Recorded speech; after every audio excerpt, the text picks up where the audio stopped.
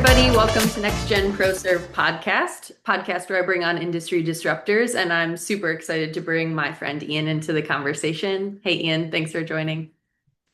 Yeah, hi, thanks for having me. I'm excited to be here. Yeah. Do you mind introducing yourself for the audience and just a little bit about what you do? Yeah, so my name's Ian Zwit. I'm a senior sales executive with Avalara. So Avalara, for those that don't know, is an AI-driven tax compliance automation company, and we integrate into, all or if not majority of the Salesforce ecosystem that all of you are using. So I've been at Avalara for almost 5 years now, and my role is really just help create more efficient processes using AI and Avalara's tools for automation, and ultimately, reducing risk for the companies Love as it. it Love pertains to it. Yeah. compliance.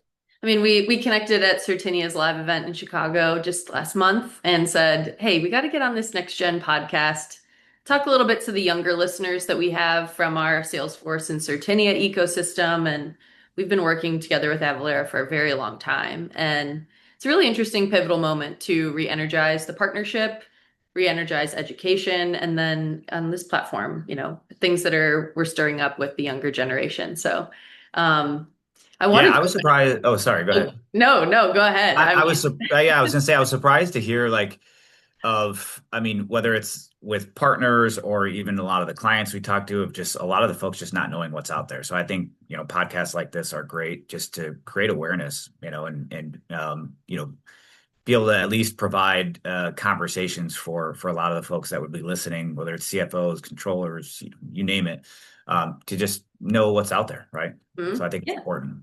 of course. And I mean, the crossover is getting really interesting. More customers are bringing their CFO to the table this year, more than ever, because they're trying to understand not only pipeline and bookings that we typically get from our Salesforce stakeholders and the professional services world of billable projects and utilization. I'm seeing a big shift. The financial leaders are coming to the table saying, modernize my ERP, connect it to Salesforce, and tell me what I don't know. And it's typically because they're saying AI is getting added into up funnel, whether it's marketing, sales, or delivery. But we're not necessarily tying it back to what does that mean for CFO or the controller in the business. And I really wanted to ask you, even just today, to open up, like, what conversations are you having this year, and why is that relevant to some of our listeners? Yeah, I completely agree, and it's a great question. And I think just think about how we use technology, even at Avalara. Everything is connected within our systems, right? So, I think what's changed for a lot of the CFOs that we're talking to, and I agree, there are a lot of them are coming to calls. Maybe not the very initial call, but certainly getting involved much earlier than just being a decision maker. And I think their role is just changing significantly. So like AI and newer finance technology tools have kind of changed their role from being, we call like almost like a scorekeeper or report what is has happened, is now really becoming strategic planners and as you mentioned, more of like technology leaders. So I think the past role focused on reporting, accounting, and compliance, where now it more is focused on that business strategy, growth, and really kind of cross combination between those teams. So I think you see a lot of like RevOps teams using AI. It's pretty easy to use AI there, right? It's a lot of reporting, those sort of things. But when you look at like forecasting and all these things, I think the finance team is finally starting to, really feel the heat, right? And the need to catch up. And I think that's where a lot of these finance folks or CFOs, controllers are really getting more involved. Mhm.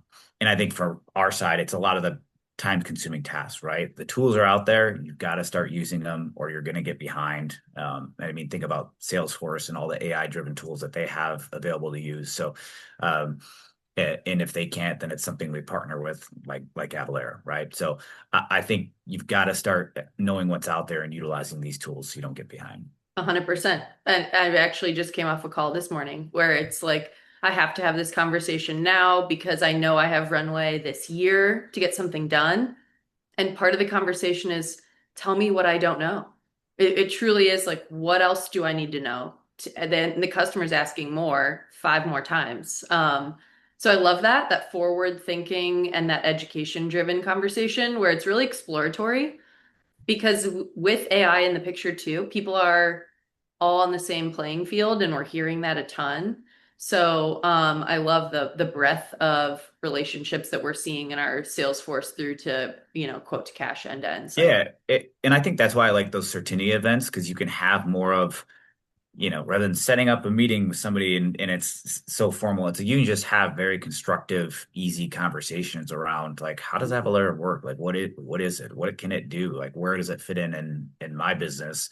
Mhm. And that's the kind of that's the approach I always take anyway, is really just a consultative approach when we talk to customers. Like, tell me about your business. Like, let me learn a little bit more about you.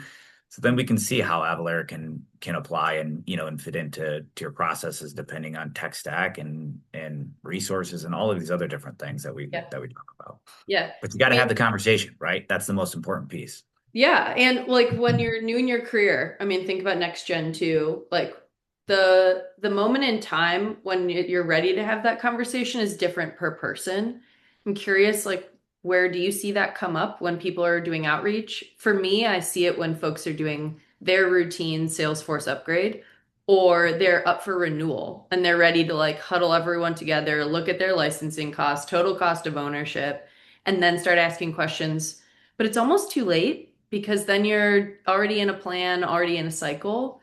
So do you have any advice for like young listeners too about like how to reach out, or what types of people should you be pulling together to like learn more outside your day-to-day job? Like does that come up for you?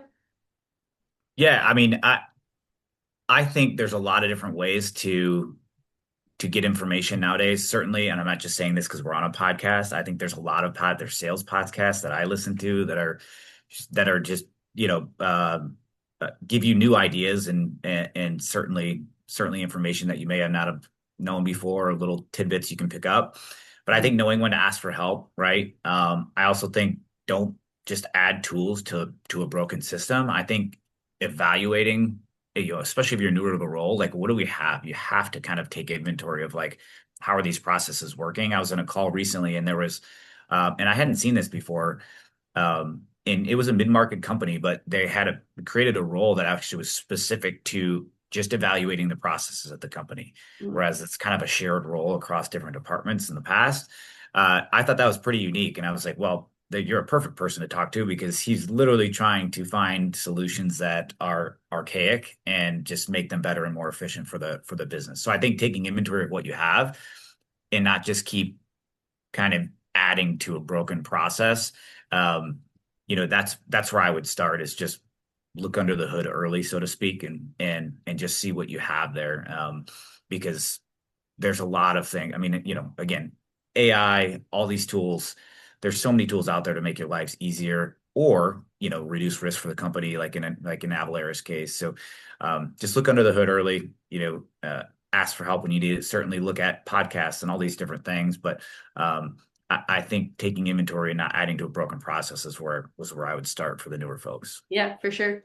I mean, talk to me about a recent win. I think this would be interesting for our listeners too, because um, when you talk about business impact with the customer, it's not just the system or the tool. So, do you have a example story of what someone was recently trying to solve and why they chose to work with Yeah. you?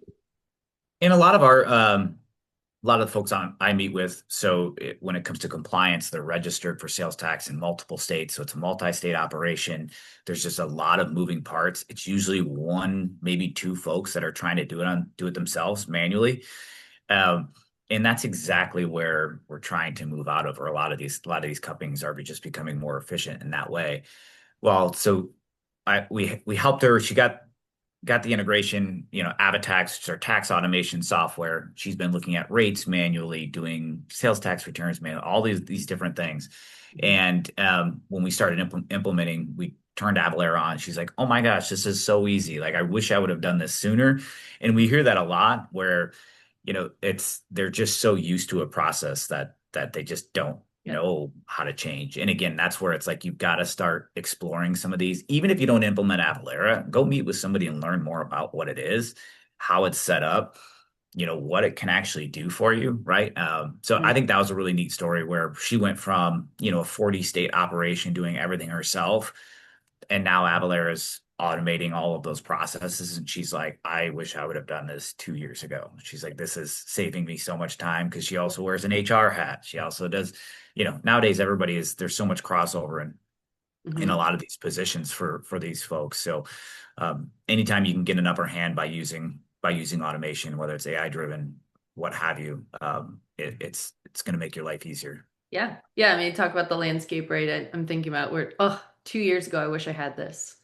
In COVID, so many people were at home working remotely, building and personalizing their systems with what they had. Like buying was kind of stalled, and people were just cranking out anything they could in their day to day.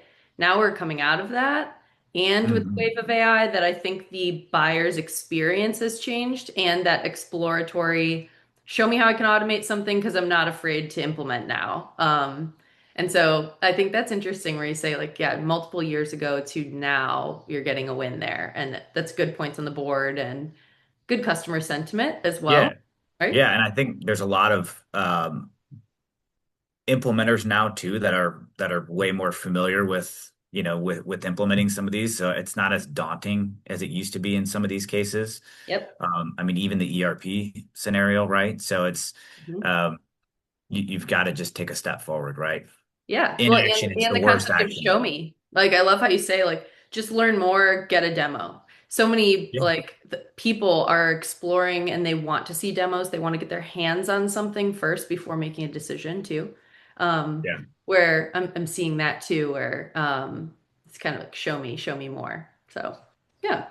Very cool. Well, I mean, we're going into a really interesting time for Certinia. This is our International Services Week in the month of June. We are partnering together and having a ton of conversations and thought leadership. So being on the podcast is just a really nice kickoff for the month. So can't thank you enough for joining us. I typically wrap these too with the if you had any advice to your younger self, either starting your career or with what you're doing now on your first day at Avalara. Is there anything you wish you knew um, just getting started? Wow. Well, Mhm. I think the overall sentiment would just be embrace change. So starting at Avalara 5 years ago, our company looks so different than what it is now.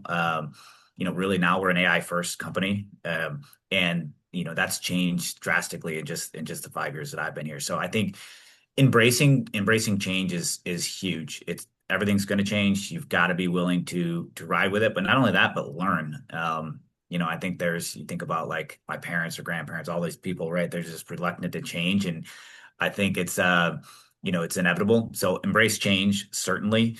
And then ask for help when you need it, right? So whether that's, reaching out to different platforms and podcasts or different things like that. But Mhm. the world is changing and we've gotta keep up. So I think where I think I've been good with change, I think that's what I would tell my younger self is just keep embracing it because it's going to keep coming.